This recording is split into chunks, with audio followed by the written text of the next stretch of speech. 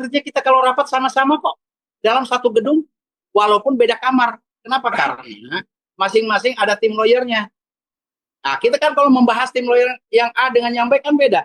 Kalau sementara Dokter Tipa membahas tentang pokok perkara yang akan disidangkan.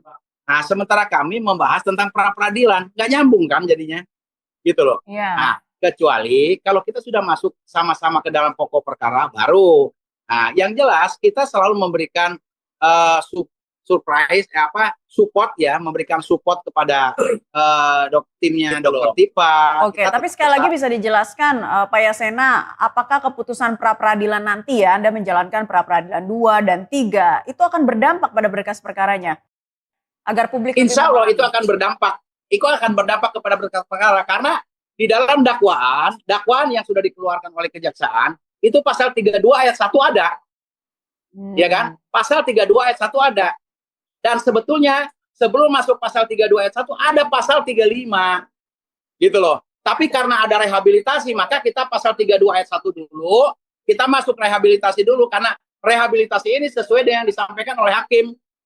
Hakim menyampaikan kemarin karena waktunya 14 hari, makanya kami melaksanakan untuk yang ketiga itu masuk rehabilitasi. Nah, sementara satu pasal lagi pasal 35 nanti mungkin kita akan masuk rapid yang keempat. Kami bukan berarti ngolor waktu, memang begitu aturan hukumnya dan begitulah perjalanan kami yang kami lakukan untuk klien kami, prinsipal kami Bapak KRMT Roy Suryo Nutop di Projo. Itu Mbak. Oke. Roy Suryo juga menegaskan tetap kompak nih ya dengan Dokter Tifa, tapi strategi hukumnya berbeda. Satu menempuh jalur pra peradilan, yang satu tidak. Nah nantinya apakah nanti dalam sidang perkara, entah itu dakwaan ataupun perlawanan begitu ya, itu juga akan sama atau berbeda sih sebenarnya? Nah, kaitan dengan strategi, Dokter Tipa sudah berselancar duluan, Roy Suryo belakangan, hasilnya bagaimana, tujuannya satu. Tujuannya satu sesuai dengan tujuan awal, untuk membuktikan bahwa ijazah itu palsu, ada atau tidak ada. Itu masalahnya, iya kan? Nah ini yang kita buktikan. Makanya di dalam statementnya Roy Suryo 99,9% itu tidak ada alias palsu. Nah Dokter Tipa menganalisa wajah, ya wajah daripada yang ada di foto ijazah itu 92,37, 92,37%. Dia memang ahli dalam mengamati sebuah foto. Tapi sekali lagi jangan ditanya kepada kami terkait masalah itu. Kami tidak mendalami terkait dengan foto, tapi kami mendalami terkait dengan masalah ijazahnya. Seperti itu, Mbak. Pak Yasena, kita lanjutkan ya. Jadi di dalam persidangan nanti, dua-duanya akan menghadirkan saksi dan juga saksi ahli yang sama, atau masing-masing memiliki jalannya sendiri? Ya, kalau terkait dengan masalah saksi yang dihadirkan, bisa sama, bisa beda. Ya, kenapa saya katakan bisa sama, bisa beda? Karena ini satu kasus yang sama. Ya, satu kasus yang sama. Begitu juga terkait dengan saksi ahli. Bisa sama, bisa beda. Nah, bagaimana untuk mengatakan bisa sama, bisa beda? Kesepakatan daripada lawyer masing-masing prinsipal, kalau memang lawyernya nanti menunjuk saksinya sama, ya sama akan hadir. Ya kan? Nah, termasuk ahlinya sama, ya sama juga akan hadir. Karena pada prinsipnya perkara ini, kasus ini adalah sama. Muaranya sama gitu loh. Cuma terjadi split itu bukan dari kami. Split itu dari penyidik, bukan dari kami. Gitu loh Mbak. Oke, ya. baik. Ada juga pernyataan dari mantan sahabatnya Mas Roy dan Dokter Tifa, Rismon Sianipar ya, yang udah memberikan pernyataan ke publik bahwa katanya Dokter Tifa dan Roy itu pecah kongsinya udah lama. Nah gimana dari tim kuasa hukum Roy Suryo menyanggah hal itu?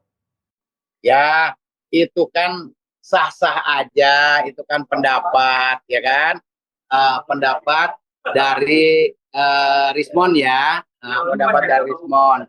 Ya itu boleh-boleh aja dia berpendapat seperti itu ya kan. Dan hari ini kita lagi melaporkan saudara Rismon di Polda Metro itu atas perbuatannya yang ada di media.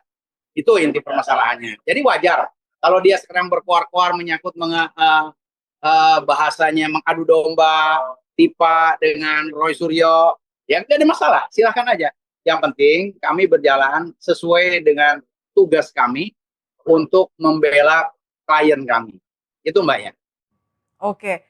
Ada bukti konkret yang Anda bisa jelaskan nggak Pak Yasena bahwa Roy Suryo dan Dr. Tifa ini benar-benar nggak pecah kongsi dan memang masih satu barisan gitu?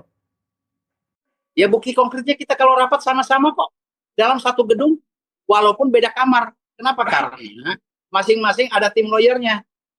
Nah, kita kan kalau membahas tim lawyer yang A dengan yang B kan beda.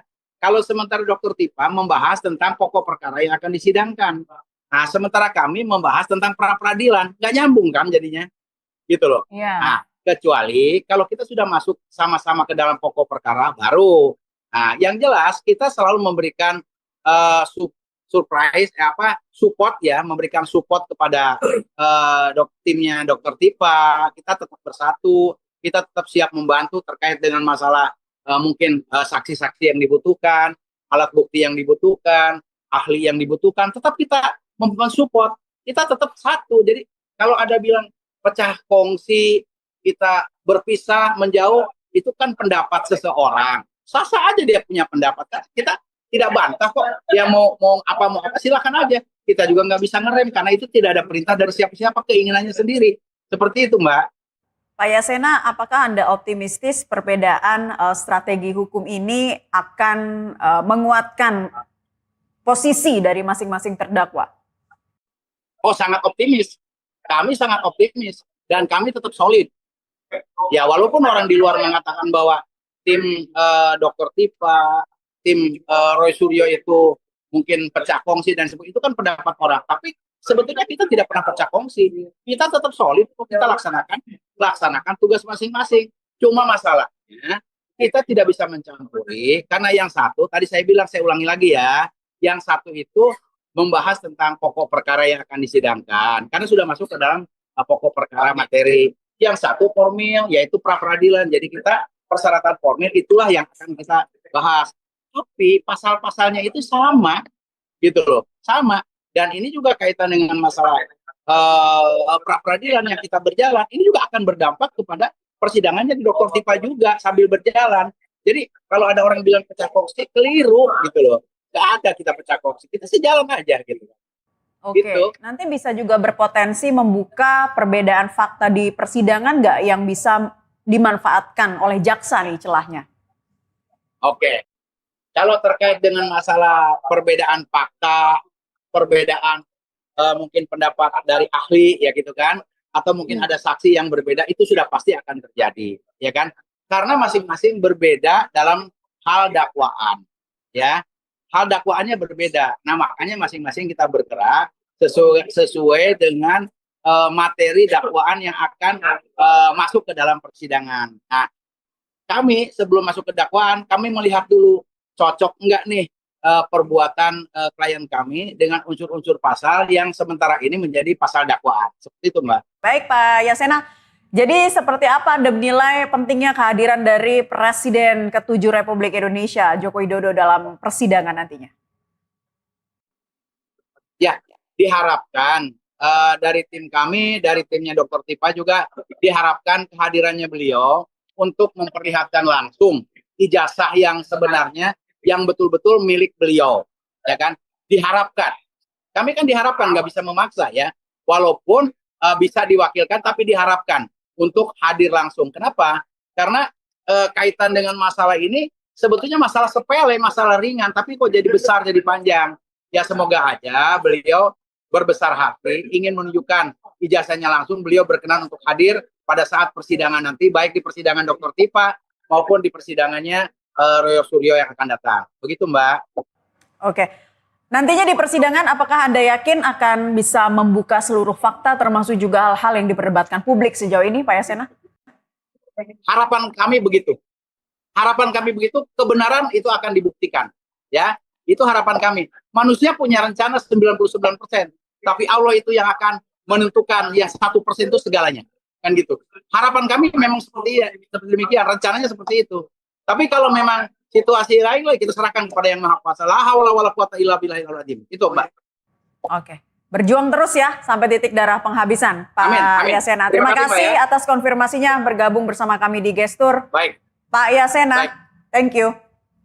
Menarik untuk kita ikuti bagaimana perbedaan strategi hukum ini akan bermuara di persidangan. Apakah jalur yang berbeda akan tetap mengarah pada tujuan yang sama atau justru memunculkan fakta dan pertimbangan hukum yang berbeda di hadapan majelis hakim.